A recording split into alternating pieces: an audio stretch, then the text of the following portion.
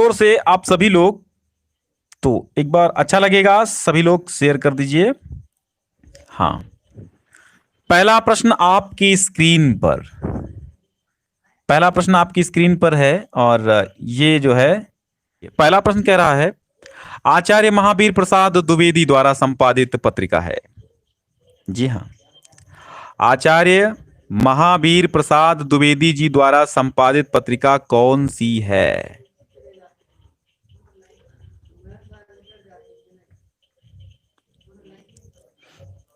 किन्हीं कारणवश आपकी कमेंट ऑफ हो गई है, आप अगली बार कमेंट कर सकते हैं। चलिए, इसके लिए क्षमा चाहेंगे। आप एक बार बहुत अच्छे कायदे से आप देख लीजिए बस। तो महावीर प्रसाद द्विवेदी की संपादित पत्रिका है जो दुनिया जानती है, सारा संसार जानता है, हिंदी का हर विद्यार्थी जानता है, ये सरस्वती पत्रिका है। रानी केतकी की कहानी के लेखक कौन हैं? ये भी दुनिया जानती है। रानी केतकी की कहानी मुंशी इंशा अल्लाह खां हैं। अशोक के फूल आचार्य हजारी प्रसाद द्विवेदी जी की है। और अशोक के फूल है क्या? तो ये निबंध है, आपके सिलेबस में भी है। परीक्षा गुरु के लेखक, मैंने कई बार आपसे कहा है कि आपके सिलेबस में जो भी लेखक हैं, आप उन सभी का एक बार सभी की रचनाएं, सभी के परिचय के विषय में आप लोग पढ़ लीजिए, तो बेहतर समझ में आएगा। परीक्षा गुरु के लाला श्रीनिवास दास हैं। ये अब देखिए, पहला ऑप्शन लाला श्रीनिवास दास, बा वाला ऑप्शन आपका सही है। परीक्षा गुरु पहला उपन्यास है हिंदी का। सरयू पार की यात्रा बहुत मशहूर है, लेकिन लोग राहुल सांस्कृत्यायन में कंफ्यूज हो जाते हैं। लेकिन भैया, राहुल सांस्कृत्यायन नहीं है। सरयू पार की यात्रा भारतेंदु हरिश्चंद्र जी की है। किसकी है? भारतेंदु हरिश्चंद्र जी की है। भारतेंदु हरिश्चंद्र जी की है सरयू पार की यात्रा, ये सदैव याद रखिए। और हिंदी की पहली यात्रा व्रत जो है वो भी सरयू पार की यात्रा है। और श्री कृष्ण गीतावली के रचयिता कौन हैं? तो श्री कृष्ण गीतावली, कवितावली, बरवय रामायण, ये तुलसीदास हैं। इसके कौन है? गोस्वामी तुलसीदास। अष्टछाप के कवियों का संबंध है राम भक्ति से, कृष्ण भक्ति से, निर्गुण भक्ति से, सूफी भक्ति से, या किसी से नहीं? तो भैया, ये जो अष्टछाप के कवि थे, अष्टछाप का जहाज किसे कहा जाता? सूरदास को। तो अब जब अष्टछाप का जहाज सूरदास को कहा जाता है, अच्छा, सूरदास के पीछे लाइन में लगे हुए सारे कवि अष्टछाप के थे। सुकोपाकर्षी गोचन, जिसकी मैंने ट्रिक बताई आपको, सूरदास, कुंभन दास, परमानंद दास, कृष्णदास, छीत स्वामी वगैरह बहुत सारे हैं। चलिए, तो अष्टछाप के श्री कृष्ण भक्त के कवि थे, ठीक। कामायनी का महाकाव्य जो है वो किस युग का है? तो छायावाद का है। हिंदी काव्य जगत में आधुनिक मीरा के नाम से जाना जाता है। आधुनिक मीरा सुभद्रा कुमारी चौहान है? नहीं भैया, नहीं। मीराबाई है? नहीं नहीं नहीं। शकुंतला माथुर है? नहीं। महादेवी वर्मा आधुनिक मीरा है। ओके, सा ऑप्शन सही। साकेत महाकाव्य जो है वो कहां से लिया गया है? तो साकेत महाकाव्य द्विवेदी युग से लिया गया है और मैथिली शरण गुप्त का है। अवतरण पर आधारित प्रश्न आएंगे तो जन का प्रवाह अनंत है। कई बार ये गद्यांश हमें देखने को मिला है, यानी खासा इंपॉर्टेंट गद्यांश है। तो पहला उपयुक्त अवतरण का शीर्षक और लेखक का नाम बताइए। तो शीर्षक तो आप समझ ही रहे हैं, शीर्षक कौन? एक बार सभी लोग शेयर कर दीजिएगा, बहुत ज्यादा नहीं कहेंगे आपसे, लेकिन बिल्कुल आप कर्तव्य ये अपना कर दीजिए थोड़ा सा। तो उपयुक्त गद्य का अवतरण जो है वो है राष्ट्र, राष्ट्र का स्वरूप। और लेखक आपके हैं वासुदेव शरण अग्रवाल। कौन है? वासुदेव शरण अग्रवाल। अब रेखांकित अंश की व्याख्या करनी है आपको, रेखांकित अंश की व्याख्या करनी है। तो रेखांकित अंश क्या है? जन का संततवाही जीवन नदी के प्रवाह की तरह है, यानी कि जन का जीवन भी नदी के प्रवाह की तरह बहाव वाला जीवन है। इसमें कर्म और श्रम के द्वारा उत्थान यानी उन्नति के तमाम घाट जन निर्मित करता है और उन घाटों के माध्यम से संगम होता है उसका। आगे देखिए, राष्ट्रीय जन का जीवन कब तक अमर है? तो जब तक सूर्य की रश्मियां नित्य प्रति भुवन में आकर के भरेंगी अपना प्रकाश, तब तक अमर है ना। सूर्य की रश्मियां नित्य प्रति, एक लाइन कट गई है, हाँ। तो सूर्य की रश्मियां नित्य प्रति जब तक इस लोक में प्रकाश फैलाती रहेंगी तब तक राष्ट्रीय जीवन का अमर है। ठीक है। जन का संततवाही जीवन किस तरह है? नदी के प्रवाह की तरह है। कर्म और श्रम के द्वारा उत्थान के अनेक घाटों का निर्माण किसे करना होता है? तो जन को करना होता है। किसको? जन को करना होता है। अब आगे देखिए, अशोक के फूल आचार्य हजारी प्रसाद द्विवेदी जी का है ना। तो ये शीर्षक, लेखक का नाम, शीर्षक क्या है? अशोक का फूल, और लेखक आचार्य हजारी प्रसाद द्विवेदी हैं। रेखांकित अंश यह है कि वे बहुत दूरदर्शी होते हैं, जो भी सामने पड़ गया उसके जीवन के अंतिम मुहूर्त तक का हिसाब लगा लेते हैं। कुछ लोग, वे मतलब कुछ लोग ऐसे होते हैं जो दूरदर्शी होते हैं। दूसरों पर व्यंग्य करना, दूसरों पर कटाक्ष करना उनकी आदत होती है। जो भी सामने व्यक्ति आ जाए उसको देखकर पूरे जीवन का उसका फिलॉसफी, उसका दर्शन शास्त्र बता देते हैं। भैया इसको ये होना है, ये कुछ हो ही नहीं पाएगा, ये बन ही नहीं पाएगा, ये होगा, वो होगा। यानी दूसरों पर लांछन लगाना, दूसरों पर कटाक्ष करना, व्यंग्य करना लोगों की आदत होती है। तो वो ऐसे व्यक्ति भी संसार में पाए जाते हैं। लेखक का मन किसे देखकर उदास हो जाता है? तो अशोक को देखकर उदास हो जाता है। दूरदर्शी कौन होते हैं? कौन होते हैं? जो सामने पड़ जाए और उसके अंतिम मुहूर्त तक का हिसाब लगा लें, वे दूरदर्शी होते हैं, यानी कुछ लोग होते हैं। लेखक की उदासी को कौन जानता होगा? है ना। तो अंतर्यामी ही जानते होंगे असली कारण। अब आगे देखिए, तपस्वी क्यों हो इतने क्लांत वेदना का यह कैसा वेग, आह तुम कितने अधिक हताश, बताओ यह कैसा उद्वेग। दुख की पिछली रजनी के बीच विकसता सुख का नवल प्रभात, एक पर्दा यह झीना नील छिपाए है जिसमें सुख गात। श्रद्धा मनु से कह रही है। तो शीर्षक है श्रद्धा मनु, लेखक जयशंकर प्रसाद, रेखांकित अंश है कि दुख की पिछली रजनी के बीच। सारी देखो व्याख्या हम सारी करवा चुके हैं, यानी A to Z टोटल चीजें जो भी आपके सिलेबस में हैं, सारी की सारी चीजें हम आपको प्रदान कर चुके हैं। आप एक बार प्लेलिस्ट जब चेक करेंगे तो उसमें पाएंगे कि आपके मन का सारा काम हुआ है बिल्कुल। तो आप कदाचित भूलिए मत, ज्ञान सिंधु कोचिंग क्लासेस पर आइए और सामान्य हिंदी, साहित्य हिंदी, हाई स्कूल, बहुत सारी पीडीएफ्स मिल सकती हैं आपको टेलीग्राम चैनल ज्वाइन करके। और आपको बहुत ढेर सारा सिलेबस, यानी जितना सिलेबस आपका कोविड-19 में कम हुआ उसको हटा के मैंने पढ़ाया है। बेहतरीन नई प्लेलिस्ट से पढ़िए। वैसे पुराने वीडियोस भी पढ़े हैं, उनके चक्कर में मत पढ़िए। अब रेखांकित अंश कहता है कि दुख की पिछली, मतलब कहने का मतलब ये श्रद्धा मनु से कहती है कि हे तपस्वी तुम इतने दुखी मत हो, क्योंकि दुख की रात्रि के मध्य में ही सुख का नवीन सवेरा विकसित होता है। अर्थात दुख के बाद सुख और सुख के बाद दुख लगा रहता है।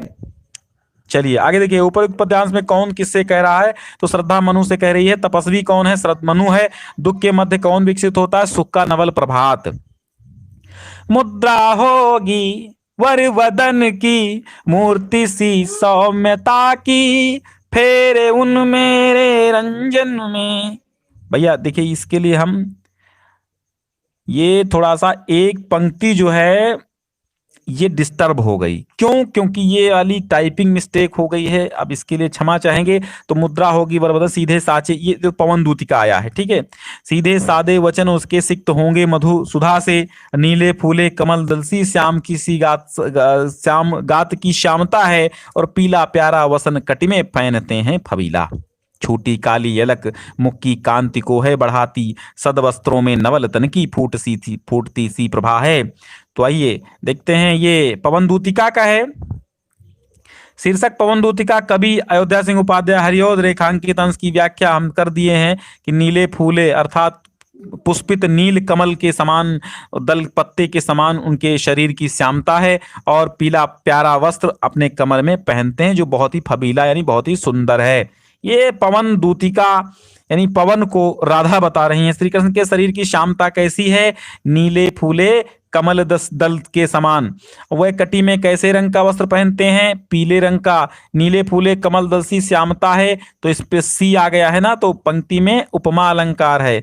और सारे जीवन परिचय और जैसे जैसे लिखना है सब लिख लिख के हमने आपको प्रदान किया है। तो कदाचित मत हमारी मेहनत को बेकार कीजिए। ध्रुव यात्रा, बहादुर, बहादुर पंचलाइट, सारी कहानियों को हमने पढ़ा दिया है, इसका टेंशन मत लीजिएगा। रश्मिरथी खंड काव्य की कथा वस्तु, आलोक व्रत तो आपके जो भी जिले में चलती हो उसकी लिखनी है। सारे खंड काव्य भी हम पढ़ा चुके हैं। अब देखिए एक संस्कृत गद्यांश आएगा, संस्कृत गद्यांश आएगा और एक पद्यांश आएगा। एक गद्यांश की और एक पद्यांश की संदर्भ सहित हिंदी में अनुवाद करना होगा। तो शिक्षा एव देशे समाजे च नवीनः प्रकाशः, ये महामना मालवीय पाठ का है। शिक्षा से ही, देशे माने देश में, समाजे माने समाज में, देशे माने देश में, समाजे माने समाज में, चा माने और, नवीनः प्रकाशः उदेति, नवीन प्रकाश उदित होता है। अतः श्री मालवीय वाराणस्याम, श्री मालवीय वाराणसी में काशी विश्वविद्यालय संस्थापनम करोत, काशी विश्वविद्यालय में स्थापना की। अस्य निर्माणाय अयम जनान धनम अयाचत, इसके निर्माण के लिए ये जो जनान माने लोगों से इन्होंने धन मांगा। जनाश्च महति अस्मिन् ज्ञान यज्ञे प्रभूत धनम अस्मै प्रायच्छन्, और जनान चा, और लोगों ने भी महात्मा अस्मिन, बहुत बड़ा इनको, इस अस्मिन माने इस ज्ञान यज्ञ माने ज्ञान यज्ञ में, प्रभुत माने बहुत सारा, धनम माने धन, अस्मय माने इनको, प्रायच्छन माने दिया। ठीक है, बहुत सारा धन इनको दिया। तेन निर्मितो, उससे निर्मित, अयम विशाल, यह विशाल विश्वविद्यालय, भारतीय नाम दानशीलताया श्री मालवीय से यशः, भारतीयों की दानशीलता और श्री मालवीय का यश, सा चा प्रतिमूर्ति विभात, प्रतिमूर्ति की भांति दिखाई देता है। साधारण स्थिति कोअपि जनः, साधारण स्थिति वाला कोई भी जन, महत उत्साहेन मनस्विताया पौरुषेण चा, साधारण स्थित होते हुए भी कोई भी व्यक्ति, महत उत्साहेन बड़े उत्साह के साथ, मनस्विताया मनस्वी के साथ, मनस्विता के साथ, पौरुषेण चा और पौरुष के साथ, असाधारणम कार्यम कर्तुम अक्षमः, असाधारण कार्य कर सकता है। इति अदर्शयत, ऐसा दिखाया मनीषी मूर्धन्य मालवीय, मनीष मूर्धन्य, विद्वानों मूर्धन्य मालवीय ने। अगर आप बच्चों आपको बहुत अच्छे से ढंग से समझना है तो ये तो जल्दबाजी में हम कर रहे हैं ना, तो आप भी जानते समय कम है, बहुत लंबा वीडियो हो जाएगा। तो अगर आपको एक एक पॉइंट का मीनिंग समझना है, बहुत अच्छे से जानकारी ग्रहण करनी है, तो आप प्लेलिस्ट में देखिए, सारे पाठ पढ़ाए गए हैं। अभी संस्कृत भाषा या महत्वम पाठ से लिया गया है कि धन्नो अयम भारत देश यत्र समुल्लसति जनमानस पावनी भव्य भाव उद्भासिनी। देखो ये हम बहुत बार पढ़ा चुके हैं, ये वाला हर एक पेपर में पढ़ाए हैं, तो आप देख लीजिए। प्रीणाति यह सुचरित, ये पढ़ा देते हैं, बहुत अच्छा है। प्रीणाति यह सुचरितैः पितरं सपुत्रो, यद भर्तु एव हितमिच्छति तत्कलत्रम्, तत्मित्रमापदि सुखे च समक्रियं, यद एतत्रयं जगति पुण्यकृतो लभन्ते। आप देखिए बच्चों, एक बार आप सभी लोग अगर शेयर कर देंगे तो बेहतर रहेगा। और इसका हिंदी अनुवाद समझिए, ये सुभाषित रत्नानी से लिया गया, और सुभाषित रत्नानी एक ऐसा पाठ है जिससे जरूर आएगा। तो प्रीणाति माने प्रसन्न करता है, यह माने जो, सुचरितैः माने सुंदर चरित्र के द्वारा, पितरम माने पिता को, सपुत्रो वो पुत्र है, जो सुंदर चरित्र के द्वारा अपने पिता को प्रसन्न करता है वो पुत्र है। और यद माने जो, भर्तु माने स्वामी यानी पति, एव माने ही, जो पति का ही, हित इच्छति हित चाहती है, तत्कलत्रम वही स्त्री है। तत्मित्रम आपदि सुखे च समक्रियम, यद, यद माने जो, तत्मित्रम वही मित्र है जो आपदि सुखे च, जो विपत्ति और सुख में साथ दे। और ये तत्रयम, इन तीन चीजों को, जगत माने संसार में, पुण्यकृतो माने पुण्यवान, लभन्ते माने प्राप्त करते हैं। आगे देखिए, निंदन्तु नीति निपुणः स्तुतं यदि वा स्तुवन्तु, अर्थात नीति से निपुण लोग चाहे निंदा करें चाहे प्रशंसा करें, लक्ष्मी समाभिशतु, लक्ष्मी आए, गच्छतु वा यथेष्टम, चाहे इच्छा अनुसार चली जाए, अद्यैव वा मरणमस्तु युगांतरे वा, आज ही मरण हो अथवा युगों के पश्चात हो, न्यायात पथः प्रविचलन्ति पदम न धीरा, न्याय के पथ से धीर पुरुष कभी भी अपना पग नहीं हटाते। कान का कच्चा होना, सुनी हुई बात पर विश्वास कर लेना। हमारे मालिक कान के कच्चे हैं, रामू जैसे कुछ कहता है तुरंत विश्वास कर लेते हैं। कलेजे पर सांप लौटना, अधिक जलन करना, मेरी नौकरी लग गई वैसे ही मेरी चाची के कलेजे पर सांप लौट गया। सिर मुड़ाते ही ओले पड़ना, कार्य प्रारंभ में ही बाधाएं पड़ जाना, जैसे दुकान खोली वैसे ही चोर चोर चोर सारा सामान चुरा ले गए। बात यही रही कि सिर मुड़ाते ही ओले पड़ गए। सांच को आंच नहीं, सत्य में वो जयते, सदैव सत्य की ही विजय होती है। इति उक्त्वा, ये देखिए इति उक्त्वा, यह संधि है। इति उक्त्वा पहले ही ऑप्शन सही है। मधुर आलापः, तो मधुरः, मधुर आलापः, सा वाला सही है। राजः ऋषि, राजर्षि, राजः ऋषि। सरित्सु में सप्तमी विभक्ति बहुवचन हमने बताया, जहां पे सु लग जाए, जहां पे ये सु और ये सु लग जाए वो समझ लो कौन सा होगा, वो सप्तमी का बहुवचन होगा। ये लीजिए, जगत, जगत, जगता, जगते, चतुर्थी का एक वचन है। ठीक है, चतुर्थी का एक वचन है, ये वाला पहला ऑप्शन सही है, चतुर्थी का एक वचन। अब देखिए पंथ माने संप्रदाय और पथ माने रास्ता, तो ऑप्शन सही हो जाता है। स्वर्ण माने सोना और सवर्ण माने उच्च जाति का, तो दा वाला ऑप्शन सही हो जाएगा। अब देखिए एक के दो अर्थ बताने, तो काल का मतलब होता है मृत्यु और काल का मतलब समय होता है। गुरु का मतलब बड़ा होता है और गुरु का मतलब माना अध्यापक होता है। अंक माने गोद भी होता है और अंक माने संख्या भी होती है, नंबर जिसको बोलते हैं। ईश्वर में जो आस्था रखता वो आस्तिक है और जो आस्था नहीं रखता वो नास्तिक है। जो कभी बूढ़ा नहीं होता अजर होता है, ठीक है, उसको अजर कहते हैं। दो वाक्यों को शुद्ध करना है आपको। दवाई लेना चाहिए, नहीं, दवाई लेनी चाहिए। दवा स्त्रीलिंग है तो लेनी चाहिए। उसे नौकरी छोड़ दिया है, उसने नौकरी छोड़ दिया है, उसने नौकरी छोड़ दी है, छोड़ दिया है नहीं। और महादेवी वर्मा हिंदी की प्रसिद्ध कवयित्री हैं। ये कवयित्री की स्पेलिंग समझ लीजिए और सदैव याद रखिए, कवयित्री बार बार पूछा जाता है। अपनी अपनी पुस्तकें लाओ, अपनी अपनी पुस्तक लाओ, क्योंकि हम एक एक से कह रहे हैं। श्रृंगार वीर, देखो रस छंद अलंकार पुष्ट रूप से हम पढ़ा चुके हैं, मजबूत तरीके से पढ़ा चुके हैं, 10-10 उदाहरणों के साथ पढ़ा चुके हैं। आप जाइए और तुरंत अभी प्लेलिस्ट में देखिए। फिर आइए, बैंक शाखा से ऋण प्राप्त करने के लिए प्रबंधक को पत्र, तो मैंने देखिए ऊपर कुछ बवाल लिखा हो, कुटीर उद्योग, ये टॉपिक कुछ भी लिख सकते हैं, लेकिन ऋण प्राप्त करने हेतु हमने करवा दिया है विद्यालय के, और एक नियुक्ति आवेदन पत्र भी करवा दिया है, आप वहां देखिए। और निबंध करवा दिए हैं, जो भी आपके निबंध बच रहे हैं भैया वो भी हम धीरे धीरे दे रहे हैं, और 10-12 निबंध करवा भी चुके हैं, प्लेलिस्ट में देख लीजिए। आज सभी जुड़ने के लिए बहुत बहुत धन्यवाद है।